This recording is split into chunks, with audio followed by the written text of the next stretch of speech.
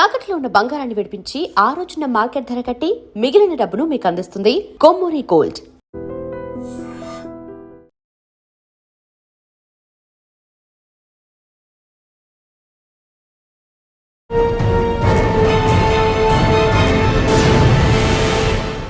Welcome to crime diaries. ఈ వారం మన గెస్ట్ స్పోర్ట్స్ అంటే ఎక్కువగా ఇష్టపడే పోలీస్ ఆఫీసర్. పేరు ఏ వేణుగోపాల్ గారు, DSP AR Telangana police.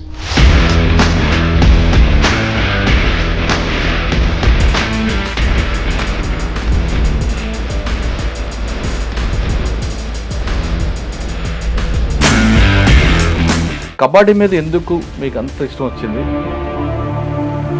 Kabaddi అనేటువంటిది ఒక ట్రెడిషనల్. దాదాపు మా ఊర్లోనే ఒక 10 కోట్లు ఆడేది కాబట్టి గ్రామాల్లో ఒక రకమైనటువంటి పాలిటిక్స్ గురించో లేకపోతే సినిమాల గురించి చర్చించుకున్నట్టుగా ఆ ప్లేయర్ అలా ఆడాడు, ఈ ప్లేయర్ అనేది ఒక రకమైన చర్చ జరిగేది. Kabaddi is only the game you can play without any equipment. కూత పెట్టడం కూడా దాంట్లో 30 సెకండ్సే ఒక రైడర్కి వచ్చేసి మనం కూత పెట్టే అవకాశం ఉంది. ఫస్ట్ పోస్టింగ్ ఎక్కడ వచ్చింది ట్రైనింగ్ అయిపోయిన తర్వాత? హైదరాబాద్ సిటీ. దాదాపుగా ఆంధ్రప్రదేశ్ పోలీస్ టీమ్ కెప్టెన్గా నేను ఒక 5 ఇయర్స్ చేశాను. దాదాపు 5 ఇయర్స్లో ఒక 100 టోర్నమెంట్లు. నేషనల్ ఛాంపియన్షిప్ ఒకసారి మహారాష్ట్రలో క్వార్టర్ ఫైనల్ మ్యాచ్ ఓడిపోవడం జరిగింది. అది నా జీవితంలో నేను చాలా మర్చిపోలేని సంఘటన. రెగ్యులర్గా మనం పరిగెట్టడం వల్ల వచ్చే లాభం ఏంటి, పరిగెట్టడం వచ్చే నష్టం? The most neglected issue in మనిషి ప్రవర్తన ఏంటంటే ఫిజికల్. యాక్చువల్గా చాలామంది పేరెంట్స్ ఏం ఎక్స్పెక్ట్ చేస్తున్నారంటే మనం అబ్బాయి ఐఐటి కొట్టాలనో లేకపోతే మెడిసిన్ కొట్టాలనో లేకపోతే ఇంకో మంచి ఇంజనీరింగ్ కాలేజ్ కొట్టాలని చెప్పేసి ఎక్స్పెక్ట్ చేస్తున్నారు. ఇది అయిపోయిన తర్వాత మంచి జాబ్లో సెటిల్ అవ్వాలని కూడా ప్రయత్నిస్తారు. ఓకే, ఇవన్నీ కూడా అనుకున్నట్టు జరుగుతున్నాయి. కానీ ఇది ఎంత అయిపోయిన తర్వాత మిగతా లైఫ్ని వాడు ఎంజాయ్ చేయాలి అంటే ఫిజికల్ ఫిట్నెస్ మోస్ట్ ఇంపార్టెంట్. మనిషికి స్విమ్మింగ్ కానీ సైకిల్ కానీ ఫిజికల్ ఫిట్నెస్ కానీ 25 ఇయర్స్ లోపల రాకపోతే తర్వాత రావు. అంటే 25 సంవత్సరాల లోపు ఉన్న వాళ్ళకి లోపడే వస్తారు, తర్వాత రాదు. రన్నింగ్ మీరు 25 ఇయర్స్ లోపల మీరు రన్నింగ్కి అలవాటు పడకపోతే ఆ తర్వాత మీరు రన్నింగ్ చేస్తున్నామని అనుకుంటారు కానీ అది రన్నింగ్ కాదు.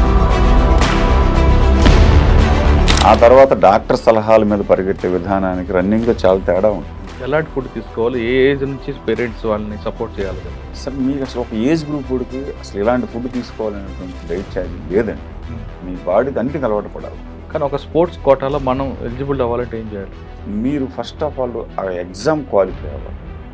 ఎగ్జామ్ క్వాలిఫై అయిన తర్వాత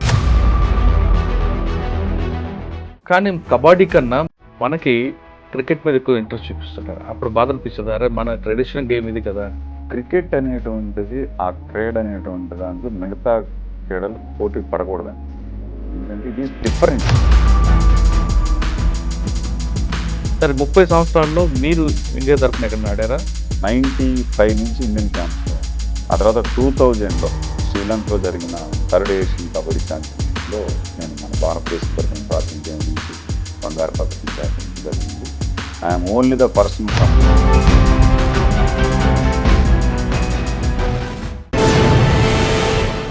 వెల్కమ్ టు క్రైమ్ డైరీస్.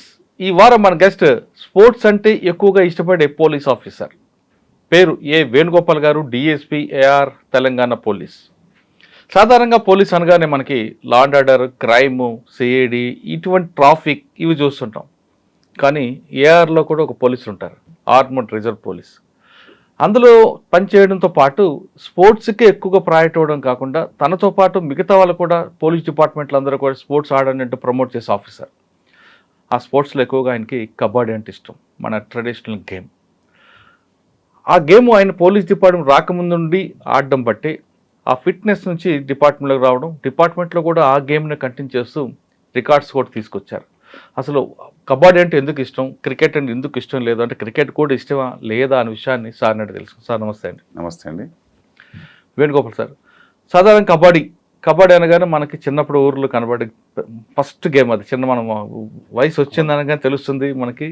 దానికి ఒక గ్రౌండ్ ఉండదు, ఎక్కడైనా ఆడొచ్చు, నదిలో ఆడొచ్చు, కాలువల దగ్గర ఆడుతుంటాం, ఇసుక ఎక్కడ కనపడితే ఆడుతుంటాం.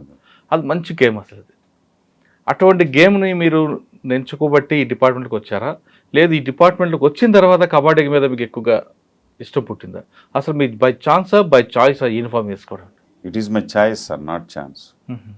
ఇప్పుడు మీరు అడిగిన ప్రశ్న కబడ్డీ అనేటువంటి అన్నారు కదా. ఫస్ట్ యూనిఫామ్ గురించి చెప్పండి. ఫస్ట్ యూనిఫామ్ నేను ఎందుకు చాయిస్ మీకు? పోలీస్ డిపార్ట్మెంట్లో మనది ఒక రకమైనటువంటి ఒక క్రేజీ ఉంటున్నటువంటి యూత్, ఎస్పెషల్లీ యూత్కి అండ్ స్పోర్ట్స్ వాళ్ళకి ఎస్పెషల్లీ క్రేజీ అండి.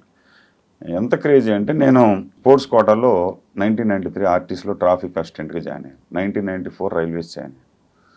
కానీ ఆ తర్వాత కూడా నాకు వేరే department Vizag port offer letter వచ్చింది, బట్ నేను జాయిన్ అవ్వలేదు. నా లైఫ్లో మొత్తం మీద 3 అప్లికేషన్లు పెట్టానండి. 91 sub inspector, 95 sub inspector, 96 sub inspector. ఈ మిగతా ఏ డిపార్ట్మెంట్కి నేను అప్లికేషన్ పెట్టలేదు జాబ్ కోసం. మిగతా డిపార్ట్మెంట్లోని కూడా నా యొక్క స్పోర్ట్స్ కోటా మీద నన్ను ఆఫర్ చేసిన డిపార్ట్మెంట్స్. బట్ 95, 91 అండ్ 96 3 టైమ్స్ మాత్రమే నా అప్లికేషన్ ఫిల్ చేయబడింది ఉద్యోగం కోసం, అది పోలీస్ ఉద్యోగం కోసం. పోలీస్ మీద ఫ్యాషన్కి వచ్చారు మీరు, కానీ 3 సార్లు అప్లై చేశారు. ముందు ఒకసారి స్పోర్ట్స్ కోటాల ద్వారా మీకు ఆల్రెడీ వచ్చిందంటారు. అంటే కబడ్డీ మీద ఎందుకు మీకు అంత ఇష్టం వచ్చింది? అసలు మీకు గ్రామీణ ప్రాంతం నుంచి వచ్చారు కాబట్టి, ఏ ఊరు, నాన్నగారు ఏంటి? మాది ప్రకాశం జిల్లా సార్, పేర్నమిట్ అనేటువంటి విలేజ్. పేర్నమిట్ అంటే ఇంకోలో దగ్గర. పేర్నమిట్ అంటే ఒంగోలు నుంచి టువర్డ్స్ చేమకుర్తి వెళ్తుంటే ఫస్ట్ విలేజ్ అనమాట. మా దగ్గర కబడ్డీ అనేటువంటిది ఒక ట్రెడిషనల్ గేమ్ అండి. ఎంత ట్రెడిషనల్ గేమ్ అంటే కబడ్డీ ఆడుతుంటే అసలు సమ్మర్ వచ్చిందంటే దాదాపు మా ఊర్లోనే ఒక 10 కోర్టులు ఆడేది కబడ్డీ. అంటే 10 కోర్టులు అంటే ఒక కోర్టులో వచ్చేసి అటువైపు ఇటువైపు టీమ్స్ తీసుకుంటే 15 మంది లెక్కన ఒక 150-200 మంది కబడ్డీ ఆడేటువంటి వాళ్ళు.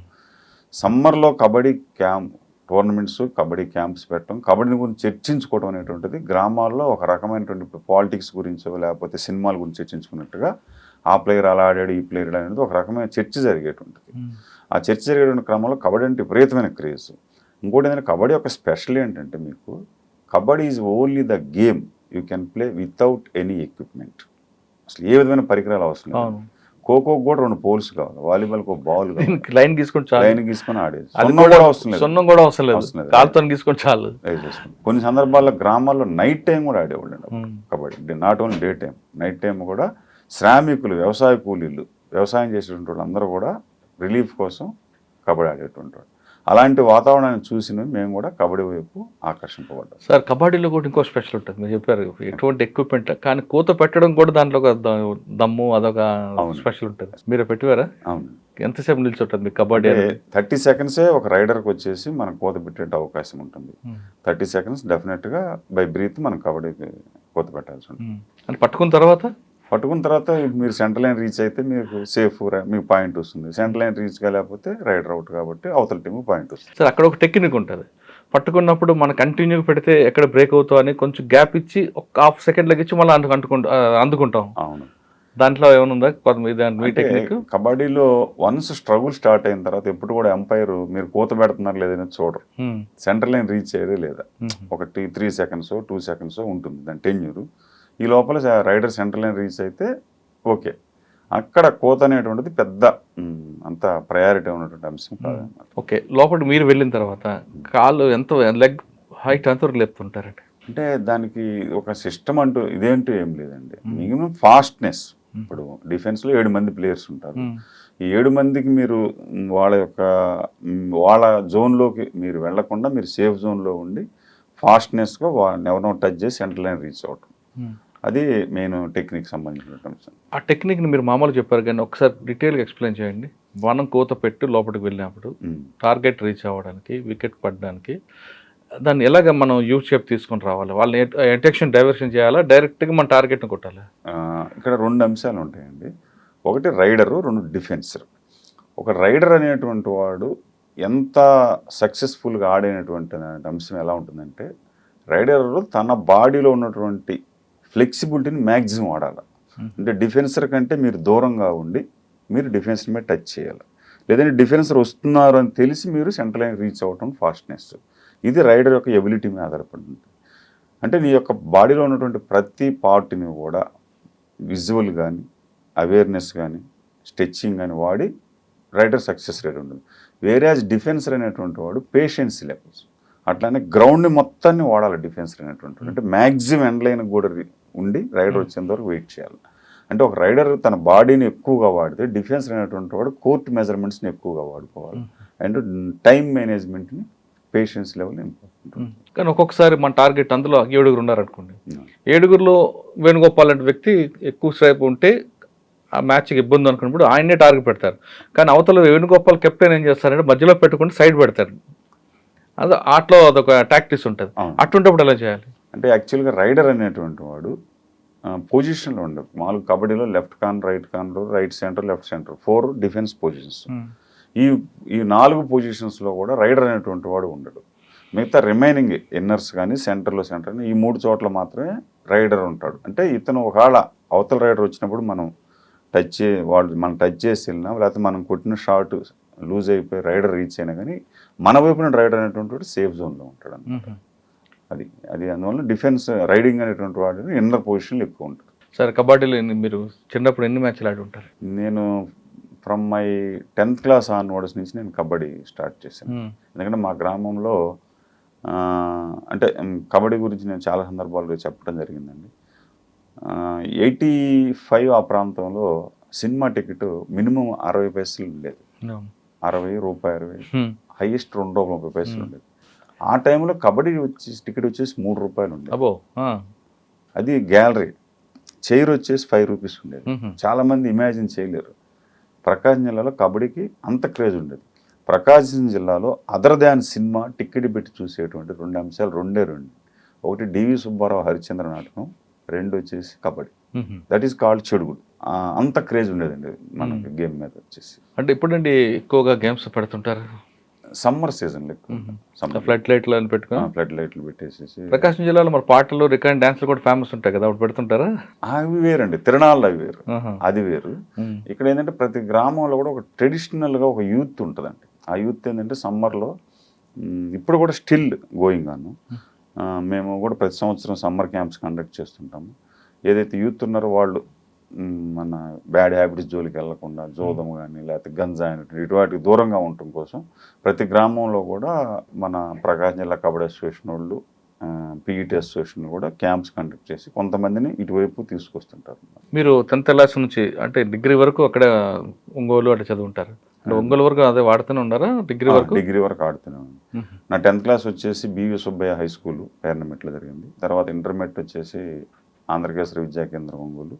డిగ్రీ వచ్చేసి మంగమ్మ కాలేజ్ అండి.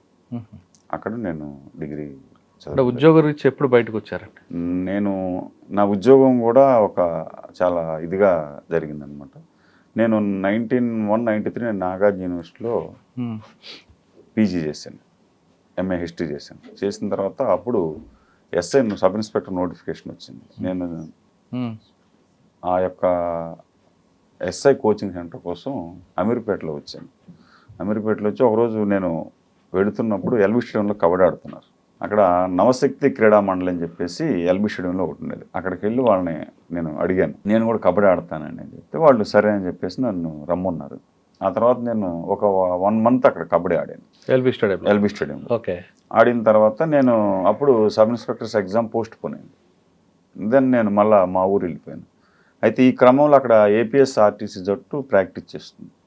అక్కడ ఏపీఎస్ఆర్టీసీ జట్టు వాళ్ళు వచ్చి అక్కడ వాళ్ళ కోచ్, వాళ్ళ కెప్టెన్స్ అందరూ కూడా నా యొక్క పర్ఫార్మెన్స్ని అబ్జర్వ్ చేశారంట. నాకు తెలియదు ఆ విషయం. ఆ తర్వాత నేను సడన్గా అక్కడి నుంచి వెళ్ళిపోయాను. అప్పటికి ఈ సెల్ ఫోన్ సిస్టమ్ ఎంత లేదు. ఈ వచ్చిన అబ్బాయి ప్రకాశం జిల్లా అనేటువంటిది తెలుసు. అప్పుడు మన పోలీస్ టీంలో బి సత్యనారాయణ గారు అని చెప్పేసి ఒక ఆయన మాకు కబడ్డీ నేర్పినటువంటి ఆయన కెప్టెన్గా ఉన్నారు. వారి ద్వారా మా ఇంటికి కబురు చేశారు. అప్పుడు మా కబడ్డీ గురువు గారు కుర్రభాస్కర్ గారిని వచ్చేసి మా ఇంటికి వచ్చేసి తెలియజేయడం జరిగింది, ఇట్లా ఆర్టీసీలో డైరెక్ట్గా నీకు స్పోర్ట్స్ కోట అపాయింట్మెంట్ ఉద్యోగం ఇస్తున్నారని. అలా వచ్చి నేను 93లో ఆర్టీసీలో జాయిన్ అయ్యాను. అక్కడ నా హైదరాబాద్ నా కెరీర్ స్టార్ట్ అయింది. కానీ 3 సార్లు అప్లికేషన్ పెట్టారు కదా ఎస్ఐకి, ఎప్పుడు సెలెక్ట్ అయ్యారంటే? అంటే మళ్ళీ 95లో 93లో వాయిదా పడ్డ సబ్ ఇన్స్పెక్టర్ 95లో జరిగిందండి. అప్పుడు నాకు రాలేదు.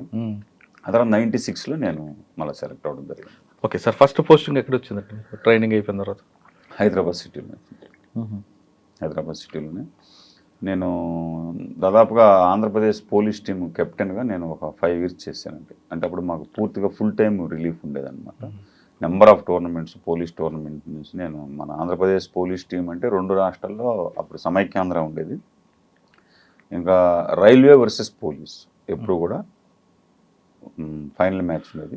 నెంబర్ ఆఫ్ టోర్నమెంట్ ఆడారండి? దాదాపు ఈ 5 ఇయర్స్లో ఒక 100 టోర్నమెంట్లు ఆడి ఉంటాం. ఈ 100 టోర్నమెంట్లో మీకు బాగా నచ్చింది ఒకటి చెప్పండి. అంటే నేను విజయవాడలో ఒక టోర్నమెంట్ ఆడేవాడి రైల్వేస్ మీద. అంటే విజయవాడలో 2000 ఆ ప్రాంతంలో చాలా క్రేజ్ ఉండేదండి కబడ్డీకి. రైల్వే వర్సెస్ పోలీసు ఆడాను.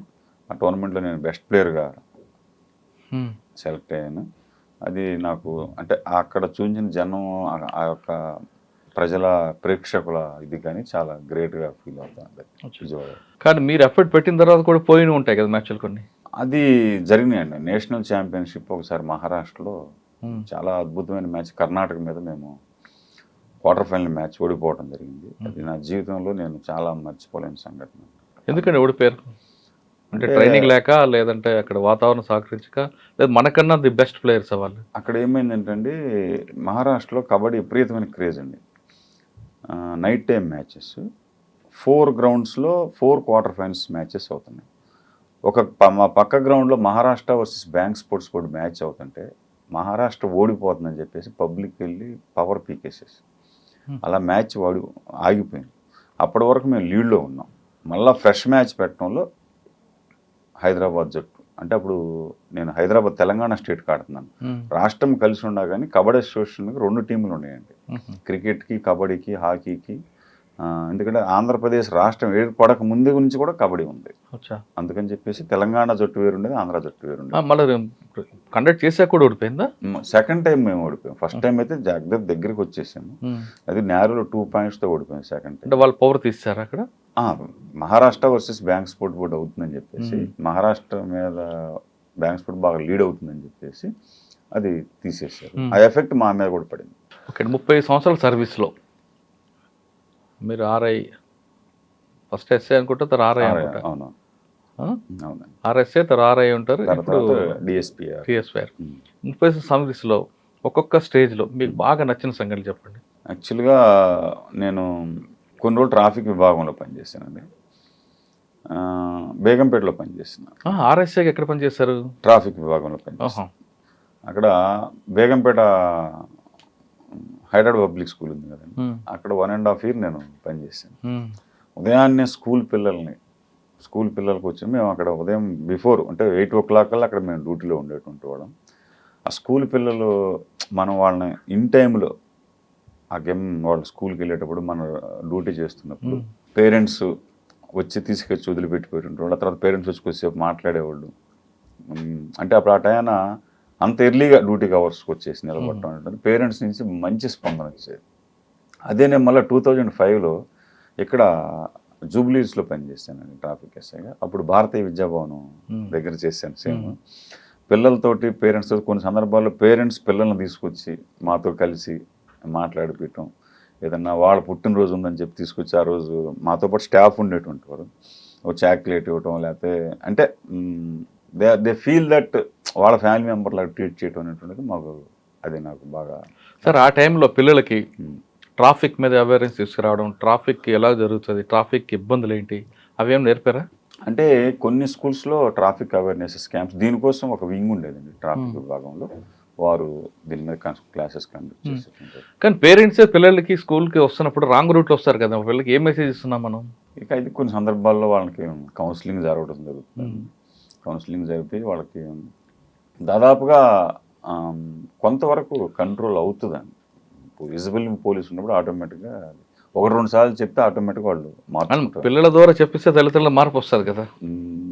పిల్లల్ని తీసుకొని చాలా తక్కువ అండి. ఎందుకంటే ఏదైనా ఇన్సిడెంట్ అయిందనుకోండి, మీరు ఇప్పుడు కూడా గమనిస్తే పిల్లల్ని తీసుకొని రాంగ్ రైడ్ వచ్చాడు చాలా తక్కువ ఉంటారు. మళ్ళీ ఆడు ఒంటరిగా ఉన్నప్పుడు అతను వస్తుంటాడు ఒక్కగా, కానీ చాలా తక్కువైనా అందులో ప్రమాదం జరిగిందంటే ఇంకా చాలా ఘోరంగా ఉంటుంది కదా అని. అవునండి, చాలా ప్రమాదం, చాలా ఘోరంగా ఉంటుంది. అంటే రోడ్ క్రాసింగ్ అలాంటివి నేర్పేవారా? అలా నేర్పి ఎస్ఐగా అయిపోయిన తర్వాత ఆర్ఐ అయ్యారు. ఆర్ఐ అయితే ఎంతకాలం పనిచేస్తారండి? నేను ఆర్ఐగా దాదాపు 7 years పనిచేశానండి. ఎక్కడెక్కడ పనిచేశారు? అంతా హైదరాబాదేనా? హైదరాబాద్లో. నేను పోలీస్ అకాడమీలో పనిచేశాను. అప్పుడు one of the biggest batch 1147 training batch అండి. దానికి నేను అవుట్డోర్లో ఉన్నాను. అవుట్డోర్ సెక్షన్లో చాలా ఎక్కువ రోజులు అంటే పనిచేసాను. ఇప్పుడు 2 రాష్ట్రాలు ఎక్కడికి వెళ్ళినా మేము బాగా గుర్తుపడతారు అయితే. అంటే కొంతమంది బాగా అంటే నా గ్రూప్లో 570 మంది ఉండేవారు. 570 మందికి అవుట్డోర్ అంటే అవుట్డోర్ అంటే ఏం నేర్పేవారండి?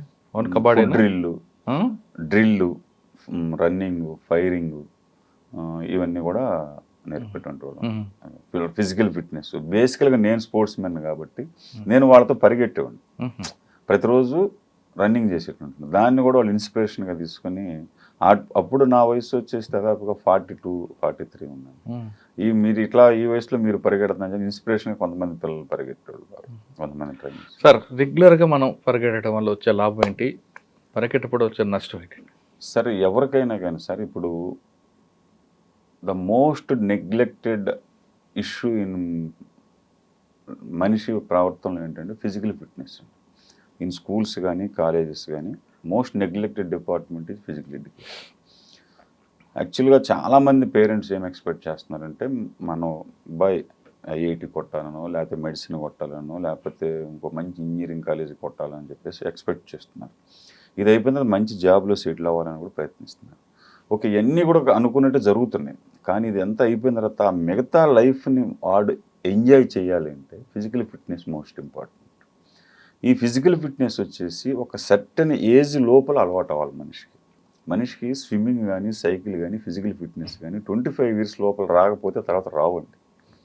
చాలామంది యువకులు ఏంటంటే అసలు ఫిజికల్ ఫిట్నెస్ అనేటువంటిది మనకి ఈ వయసులో సంబంధం లేని అంశం అనుకొని నెగ్లెక్ట్ చేస్తున్నారు. అందుకని వాళ్ళు ఒక ఏజ్ గ్రూప్కి వచ్చేటప్పటికి ఫిజికల్ ట్రైనర్స్కి వేలు డబ్బులు ఖర్చు పెట్టేసి ఫిజికల్ ట్రైనింగ్ వైపు. అంటే 25 సంవత్సరాల లోపు ఉన్న వాళ్ళకి లోపలే వస్తారు, తర్వాత రాదు. అంటే మీకు రన్నింగ్ ఉంది సార్, రన్నింగ్ మీరు 25 years లోపల మీరు రన్నింగ్కి అలవాటు పడకపోతే ఆ తర్వాత మీరు రన్నింగ్ చేస్తున్నామని అనుకుంటారు, కానీ అది రన్నింగ్ కాదండి. ఎందుకంటే బేసికల్గా ఫిజికల్ ఫిట్నెస్ బిలో ఒక యూత్ ఏజ్ గ్రూప్లో అలవాటు పడ్డటువంటి వాళ్ళు పరిగెత్తే విధానానికి ఆ తర్వాత డాక్టర్ సలహాల మీద పరిగెట్టే విధానానికి రన్నింగ్లో చాలా తేడా ఉంటుంది.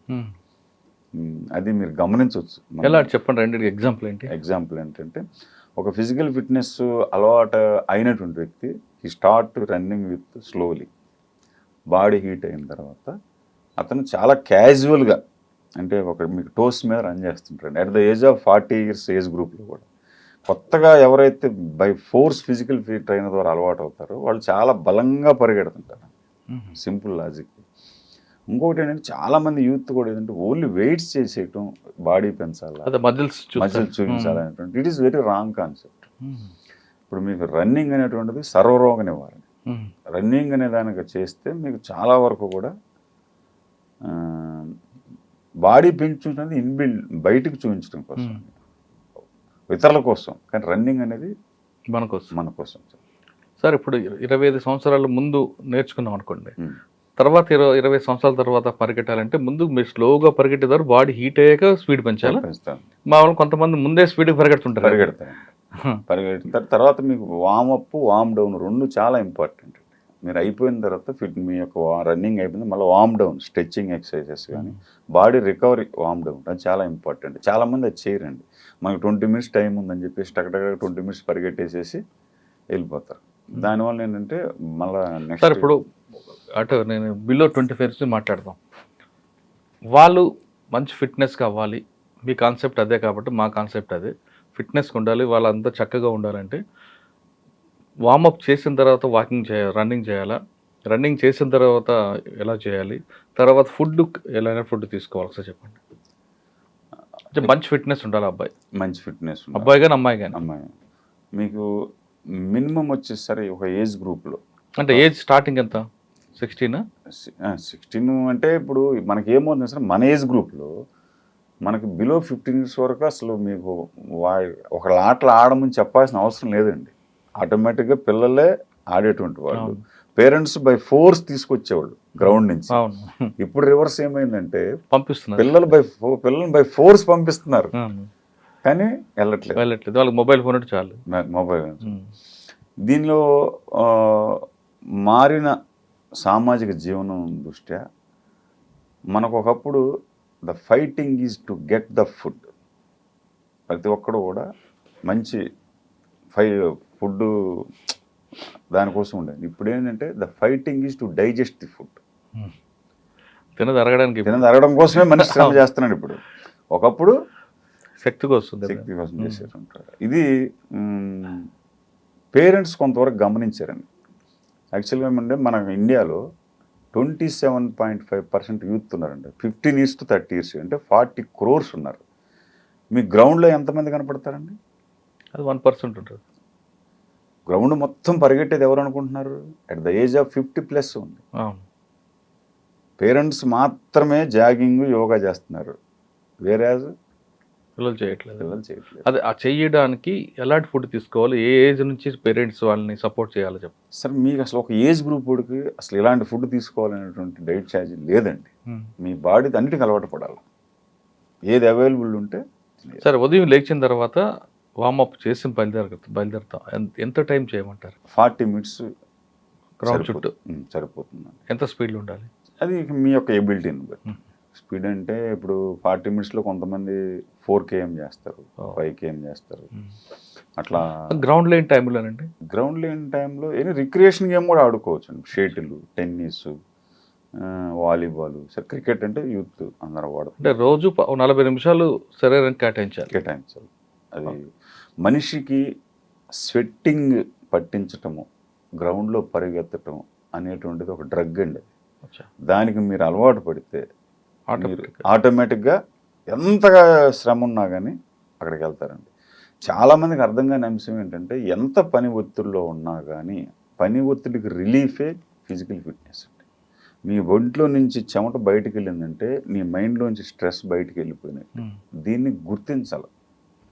అంటే చెమట వచ్చేలా పరిగెట్టడం కానీ ఏదో ఒక యాక్టివిటీ. కానీ మా వాళ్ళు కొంతమంది మెల్లిగా నడుస్తూ చేతిలో వాటర్ బాటిల్, ఒక చేతిలో నాప్కిన్ పట్టుకుని చేస్తుంటారండి. అది కాదండి. అట్లీస్ట్ బ్రిస్క్ వాకింగ్ అయినా చేయాలి. దీంతో పాటుగా అండి నేను చాలా వరకు గత 15 సంవత్సరాలతో పోల్చుకుంటే పేరెంట్స్కి ఇప్పుడు యాటిట్యూడ్ మారిందండి. మళ్ళీ మా అపీల్ ఏంటంటే ఆల్ ద పేరెంట్స్, చాలామంది పేరెంట్స్ వాళ్ళ పిల్లవాడిని గ్రౌండ్కి పంపిస్తే మనం ఎన్నో నేషనల్ గేమ్స్ పంపించడానికి ప్రయత్నిస్తున్నట్టు, ఏషియన్ గేమ్స్ పంపిస్తున్నట్టు, ఒలింపిక్స్కు సిద్ధం చేస్తున్నట్టు కాదండి. అది చాలామంది పేరెంట్స్ ఏమంటారంటే గ్రౌండ్ పంపింటే మనం ఏమన్నా మావాడేమైనా ఏషియన్ గేమ్స్ పోవాలంటారు. ఇట్ ఈస్ రాంగ్ కాన్సెప్ట్ అండి. మీ అబ్బాయి గ్రౌండ్ పోవటం, మీ అబ్బాయి ఫిజికల్ ఫిట్నెస్ చేయటం అనేటువంటిది అతనికి సంబంధించిన అతని యొక్క సంరక్షణ కోసం అనే విషయం పేరెంట్ గమనించాలండి. ఎందుకంటే ఒక ఆరోగ్యవంతమైన వ్యక్తి, ఆరోగ్యవంతమైన కుటుంబం, ఆరోగ్యవంతమైన సమాజం, ఆరోగ్యవంతమైన దేశం మాత్రమే ఈ దేశ అభివృద్ధిలో పాల్పంచు. కానీ ఇప్పుడున్న పరిస్థితి గ్రౌండ్ కూడా కరువైపోయాయి కదండి, కాంక్రీట్ జంగిల్లో. అదేం లేదండి. గ్రౌండ్స్ ఎత్తితే మీకు గ్రౌండ్స్ లేకుండా ఏం లేవు. ఒకవేళ గ్రౌండే లేదనుకోండి, ఇంట్లో ట్రెడ్మిల్ చేయొచ్చా? బ్రహ్మాండంగా చేయొచ్చు. ట్రెడ్మిల్ చేయొచ్చు. కానీ దాంట్లో కూడా స్వెట్ రావాలి. కానీ ట్రెడ్మిల్ కంటే కూడా ఏంటంటే మీకు బయట ఫ్రీ ఎయిర్ ఉన్న దగ్గరికి వెళ్తే మీకు ఎక్కువగా. సార్, 40 నిమిషాలు శరీరానికి పని చెప్పిన తర్వాత తర్వాత ఏం చేయాలి? ఫుడ్ ఏం చేయాలి? కొంతమంది వెంటనే వాటర్ తాగేస్తారు, కొంతమంది మిల్క్ తాగి రెస్ట్ తీసుకుంటారు, పడుకుని పోతుంటారు. అది ఏమవుతుందంటే కొంతమంది ఏం చేస్తారంటే బాగా పరిగెట్టేసి అది వార్మ్ డౌన్ అవ్వకముందే మళ్ళీ కారులోకి వచ్చి సడన్గా ఏసీ వేసేస్తారు. ఇది రాంగ్ కాన్సెప్ట్. అట్లా చేయకూడదు. మీ బాడీ మళ్ళీ మామూలు నార్మల్ స్థాయికి రావాలి. అప్పుడు మాత్రమే మీరు మళ్ళీ దీంట్లో చేసి వచ్చేది. ఇది సేమ్ కొంతమంది కూల్ వాటర్ తాగేస్తారు, అది కూడా అవాయిడ్ చేయాలి. కొంచెం మామూలు నార్మల్ హీట్కి వచ్చిన తర్వాత మాత్రమే మీరు చేయాలి. అంతేగాని వెంటనే పరిగెట్టి వచ్చి చెమట వస్తుందని ఏసీలో కూర్చోవడం, కూల్ డ్రింక్ తాగడం, ఫ్రూట్ జ్యూస్లు తాగడం అది రాంగ్. మీరు గ్రౌండ్కి పోసిన తర్వాత బాగా రూమ్ హీట్లో ఉండేటువంటి వెదర్లో ఉండటానికి మినిమం ప్రయత్నించాలి. వాటర్ కూడా నార్మల్ వాటర్ తీసుకోవాలి. స్పోర్ట్స్ నుంచి మనం మళ్ళీ ఒకసారి మన ప్రొఫెషన్లోకి వద్దామండి. ఆర్ఐ తర్వాత మీకు ఎప్పుడు ప్రమోషన్ వచ్చింది? 2018లో వచ్చింది. 2008 డిఎస్పీ 2026. ఈ మధ్యకాలంలో మీకు బాగా గుర్తుండిపోయిన ప్రొఫెషనల్లో ఉన్నాయి? అంటే నేను ఇక్కడ డీజీపీ ఆఫీస్లో పనిచేస్తున్నానండి.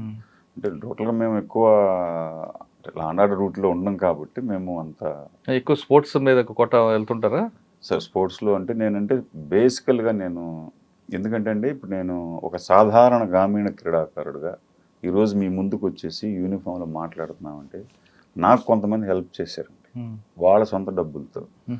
ఆ రోజు ఉన్నటువంటి ప్రకాశం జిల్లా కబడ్డీ అసోసియేషన్ సెక్రటరీ కుర్రా భాస్కర్రావు గారు, మా కోచ్ సూర్యదేవర నాగేశ్వరరావు గారు, ఆ తర్వాత ఆర్టిస్ట్లో వచ్చేసి యాదయ్య గారని, జగదీశ్వర్ యాదవ్ గారని, వీళ్ళందరూ కూడా మాకు చాలా హెల్ప్ చేసి ఈరోజు మేము ఇక్కడ ఉండడానికి వాళ్ళు హెల్ప్ చేశారు.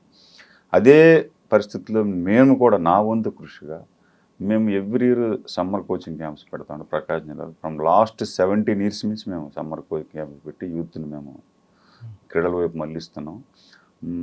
మాకు ప్రకాశం జిల్లాలో చిన్నగంజాం అనే ఒక విలేజ్లో ఒక క్లబ్ ఉంది. అక్కడ గిరిబాబు అని చెప్పేసి ఒక ఇంటర్నేషనల్ ప్లేయరు దాన్ని రన్ చేస్తుంటాడు. ఆ క్లబ్ నుంచి నియర్లీ ఒక 30 నుంచి 40 మంది గవర్నమెంట్ ఎంప్లాయీస్ కబడ్డీ ద్వారా ఇన్కమ్ ట్యాక్స్, రైల్వేసు, పోలీసు, తర్వాత మన ఆర్మీ సర్వీసెస్లో కానీ. కానీ స్పోర్ట్స్ కోటా ఎంత ఉంటుందండి? స్పోర్ట్స్ కోటా ప్రజెంట్ తెలంగాణ రాష్ట్రంలో 2% ఉందండి. అది వేరే ఆంధ్రాలో మాకు 3% ఇచ్చారు. ఆంధ్రాలో ఈ మధ్య 3% కూడా వితౌట్ ఎగ్జామ్ ఇచ్చారు. ఇక్కడ తెలంగాణలో 2% all government department sports quota applicable. కానీ ఒక స్పోర్ట్స్ కోటాలో మనం ఎలిజిబుల్ అవ్వాలంటే ఏం చేయాలి? మీరు ఫస్ట్ ఆఫ్ ఆల్ ఆ ఎగ్జామ్ క్వాలిఫై అవ్వాలి. ఎగ్జామ్ క్వాలిఫై అయిన తర్వాత స్పోర్ట్స్ ప్రయారిటీలో ఒక అతను ఇండియాకి రిప్రజెంట్ చేసిన అతను వచ్చాడు, ఫస్ట్ ప్రయారిటీ అతనికి ఇస్తారు. ఆ తర్వాత స్టేట్కి రిప్రజెంట్ చేసాడు అతనికి ఇస్తారు. అట్లా ప్రయారిటీ ఇచ్చుకుంటారు.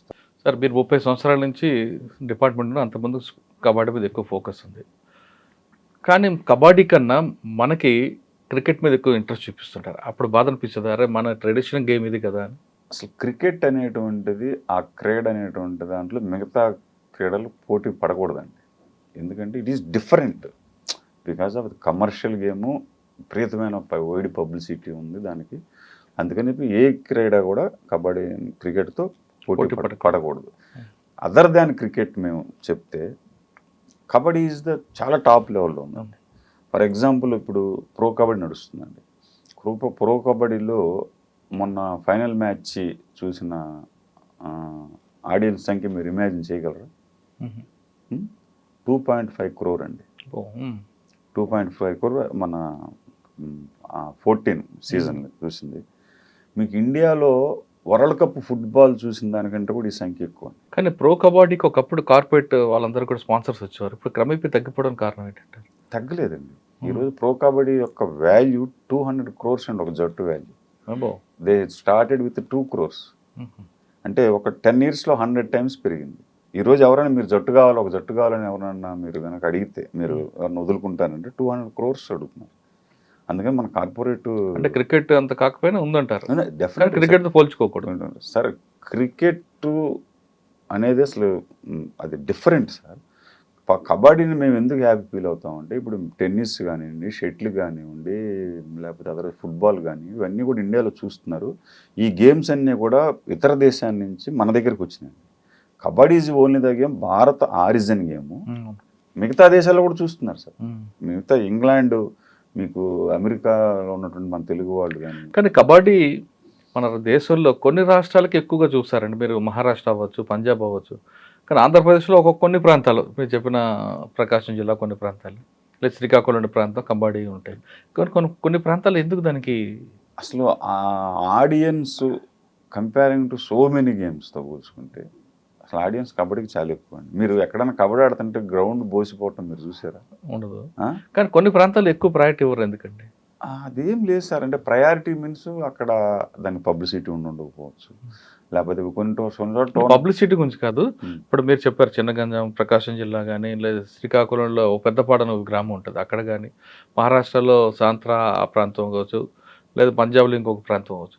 చిన్నప్పటి నుంచి వాళ్ళ తాతలు మనవాళ్ళని తీసుకెళ్ళి గ్రౌండ్లో పెట్టడం అంటే అప్పటి నుంచి అలవాటు చేస్తుంటారు. ఆ కల్చర్ కొన్ని ప్రాంతాల్లో ఉండదు. కొంచెం తక్కువ అంటే నా దేశంలో కేరళలో కొంచెం తక్కువ అండి, నార్త్ ఈస్ట్లో తక్కువ. కేరళలో వాలీబాల్, ఫుట్బాల్ ఎక్కువ చూపిస్తారు. గోవా ఉంది ఫుట్బాల్, గోవా అక్కడే అంతే. ఇప్పుడు మన తెలుగు రాష్ట్రాల్లో సార్, మన తెలుగు 2 రాష్ట్రాల అధికారిక క్రీడ ఏదనుకుంటున్నారు మీరు? కబడ్డీ. కబడ్డీ అధికారిక క్రీడ, భారతదేశ గ్రామీణ క్రీడ. కాబట్టి మన తెలుగు రాష్ట్రాల్లో మాత్రం మంచి క్రేజ్ ఉందని నేను అనుకుంటున్నాను. ఎస్పెషల్లీ ప్రో కబడ్డీ వచ్చిన తర్వాత మీకు అసలు లేడీస్ కూడా బాగా. సార్ డిపార్ట్మెంట్ ఉన్నారు, ఇంకో మహా అయితే ఇంకో 10 సంవత్సరాల తర్వాత రిటైర్ అవ్వచ్చు మీరు. తర్వాత ఏం చేస్తారు? క్లబ్లు పెడతారా? కబడ్డీ క్లబ్? అంటే నా వరకు అయితే నేను ఒక క్రీడాకారుడుగానే నాకు ఎక్కువ గుర్తింపు ఉంది కాబట్టి నేను డెఫినెట్గా స్పోర్ట్స్కి ఎంతో కొంత నా వైపు వచ్చినంత డెఫినెట్గా నేను చేస్తాను. కానీ మీ బాటలో మీ పిల్లలు కూడా నడుస్తున్నారా? మా అబ్బాయిని నేను కొన్ని రోజులు బాస్కెట్బాల్ తీసుకెళ్ళానండి. విక్టరీ ప్లే గ్రౌండ్ అని చెప్పేసి నేను అప్పుడు అంబర్పేటలో ఉన్నాను. నేను 3 years తీసుకెళ్ళాను. 3 years తీసుకెళ్తే అక్కడ బాగానే ఆడాడు. ఆ తర్వాత ఇంటర్మీడియట్ జాయిన్ అయిన తర్వాత మా అబ్బాయి నారాయణ కాలేజ్ జాయిన్ అయ్యాడు. ఇంటర్మీడియట్ అడ్జస్ట్ కాదు టైం. ఆ తర్వాత మా అబ్బాయికి ఐఐటీలో సీట్ రావడంతో క్యాంపస్లో ఆడాడు, కానీ షటిల్ రిక్రియేషన్ కింద ఆడాడు. కానీ మీరు తీసుకెళ్లారు, ఆయన కానీ వెళ్ళలేదు గ్రౌండ్కి? నేను తీసుకెళ్ళాను. అంటే అతను కూడా ఇంట్రెస్టే. మేము డిపార్ట్మెంట్లో ఉన్నాం కాబట్టి ప్రతి హాలిడే రోజు కూడా డెఫినెట్గా మా అంబర్పేట గ్రౌండ్కి తీసుకెళ్ళేవాడు. అట్లా అలవాటు అయిపోయింది. సార్, ఫైనల్గా చెప్పండి, స్పోర్ట్స్ కోటాలో వచ్చే వాళ్ళకి ఆల్రెడీ మంచి పొజిషన్ ఉందని చెప్తున్నారు, కానీ స్పోర్ట్స్ కోటా రాకుండా డిపార్ట్మెంట్కి వచ్చిన తర్వాత కూడా కొంతమంది స్పోర్ట్స్ మీద ఎక్కువగా ఇంట్రెస్ట్ చూపిస్తుంటారు. అటువంటి వాళ్ళకి మీరు ఇచ్చే మెసేజ్ ఏంటండి? అంటే స్పోర్ట్స్ల మీద ఇంట్రెస్ట్ లేకపోయినా డిపార్ట్మెంట్కి వచ్చి తర్వాత స్పోర్ట్స్ ఇంట్రెస్ట్ పెంచుకోవచ్చా, లేదు కంటిన్యూ అవ్వమంటారా? యాక్చువల్గా ఒకప్పుడుతో పోల్చుకుంటే సార్, పోలీసులు ఇప్పుడు చాలా స్లిమ్గా ఉన్నారు. మీరు గమనించండి, మీకు పోలీసుల్లో ఇప్పటికీ క్రీడల మీద చాలా అవగాహన పెరిగిందండి. ఫిజికల్ ఫిట్నెస్ మీద కూడా అవగాహన పెరిగింది. దానికి కారణం ఏంటంటే మారుతున్న జీవన సరళి. ఒకప్పుడు పోలీసుల్లో చాలా తక్కువ మంది స్పోర్ట్స్ మీట్లో జాయిన్ అయ్యేవాళ్ళు. ఇప్పుడు పోలీస్ స్పోర్ట్స్ మీట్ పెడితే, మొన్న కరీంనగర్లో లాస్ట్ ఇయర్ అయింది, మన తెలంగాణ పోలీస్ శాఖ ఆధ్వర్యంలో. రీసెంట్లీ సైబరాబాద్లో జరిగింది. 3000 members from various units sports మీట్లో పార్టిసిపేట్ చేశారు. పోలీస్ డిపార్ట్మెంట్ కూడా క్రీడల వైపు చాలా బ్రహ్మాండంగా ప్రోత్సహిస్తుంది. మొన్న ఈ మధ్యనే 74వ Mallik memorial all India football police championship అయింది. సీఎం గారు అటెండ్ అయ్యారు. సీఎం గారు చీఫ్ గెస్ట్గా అటెండ్ అవటం కాదండి, సీఎం గారు ఫుట్బాల్ మ్యాచ్ ఆడారు.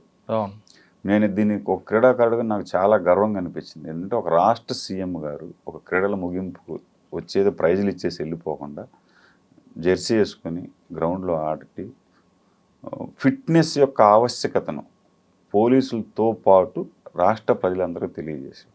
ఇది చాలా చాలా గొప్ప విషయం. ఎందుకంటే తద్వారా కొంతమంది అన్నా కానీ యూత్ ఫిట్నెస్ను దృష్టిలో పెట్టుకుని గేమ్స్లోకి రావాలా అనేటువంటిది ఒక మంచి మెసేజ్ ఇచ్చడం చెప్పేసి ఒక క్రీడాకారుడుగా నేను హ్యాపీ ఫీల్ అవుతాను. సార్, డిపార్ట్మెంట్లకు రావాలనుకున్న వాళ్ళకి మీరు ఇచ్చే మెసేజ్ ఏంటి? డిపార్ట్మెంట్లో ఫిట్నెస్ మెయింటైన్ చేయండి. తర్వాత ఆటోమేటిక్గా ఇప్పుడు రెగ్యులర్గా ఎంట్రన్స్ ఎగ్జామ్స్ అవుతున్నాయి కాబట్టి బై నోటిఫికేషన్ వచ్చినప్పుడు వాళ్ళు, అంటే పోలీస్ డిపార్ట్మెంట్ అనగానే డబ్బులు వస్తాయి అనుకుంటారు కొంతమంది. అది అసలు దాని గురించి మనం ఇప్పుడు అది బ్రహ్మ సార్, అట్లా ఏమి ఉండదండి. అసలు అలా అనుకొని ఎవరు ఉద్యోగంలోకి రారు. పోలీస్ డిపార్ట్మెంట్ అనేటువంటిది చాలా తక్కువ మందికి అది అవకాశం వస్తుంది. అది మనం దాని గురించి అసలు మాట్లాడకూడదు.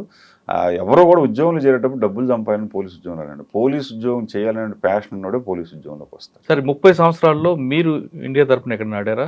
95 నుంచి ఇండియన్ క్యాంప్స్లో ఉన్నానండి. 95 శాఫ్ గేమ్స్ క్యాంప్లో ఉన్నాను, 98 ఏషియన్ గేమ్స్ క్యాంప్లో ఉన్నాను, 99 శాఫ్ గేమ్స్ క్యాంప్లో కూడా ఉన్నాను. ఆ తర్వాత 2000లో శ్రీలంకలో జరిగిన 3rd ఏషియన్ కబడ్డీ ఛాంపియన్షిప్లో నేను మన భారతదేశం తరఫున ప్రాతినిధ్యం వహించి బంగారు పథకం చాటం జరిగింది.